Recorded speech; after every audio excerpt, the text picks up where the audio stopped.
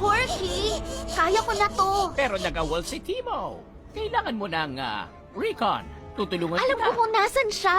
Nawawala yung pahina sa journal niya tungkol sa Bilgewater. Oo, Tsaka, pero kasi- di ba may nakita silang sasakyan ng kalaban ba't nasa Piltover? Sasakyan? Kalaban? Bakit hindi mo agad sinabi? Tutulungan kitang iligtas si Timo! Lieutenant Lulu, itong, bato! Ang pinakamalagang parte ng misyon. Kaya mo na yan. Bye! Ako lagi yung tagabantay ng bato. Marami kaya akong kayang gawin. Ayusin ko yan. Timo? Timo, sumagot ka! Wow! Double cannon yan ah! Oh. Parang wala naman. Wala. Wala naman talagang kalaban.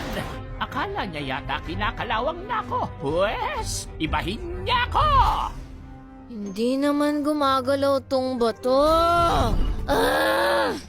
At patutunayan kong, wala si Tristana? Wala. Tsuh, bulilyaso ang misyon. Gusto mo manggulo kasama ako? Yeah. Akala ko naka-jackpot na ako sa isang yordle lang. Pero tignan mo itong nahuli natin. Nahuli mo lang.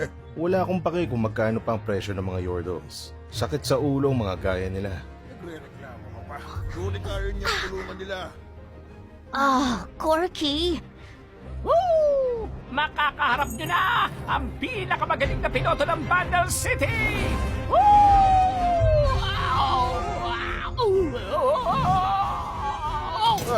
May pangatlo pa.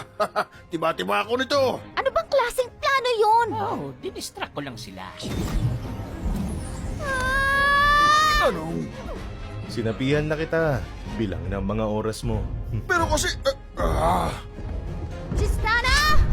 Buong araw ko binabantayan tong bato! At wala naman nangyayari! Napag-isip-isip ko na ba? Sandali! Magbuhawa ka dyan! Nako! Yung bato!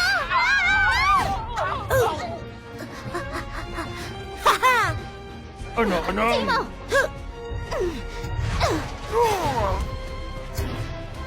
Yan lang bang kaya mo? Puisit na! Hindi mo ako! Ibababoy ang armas niya. Strats! Ano? Kailangan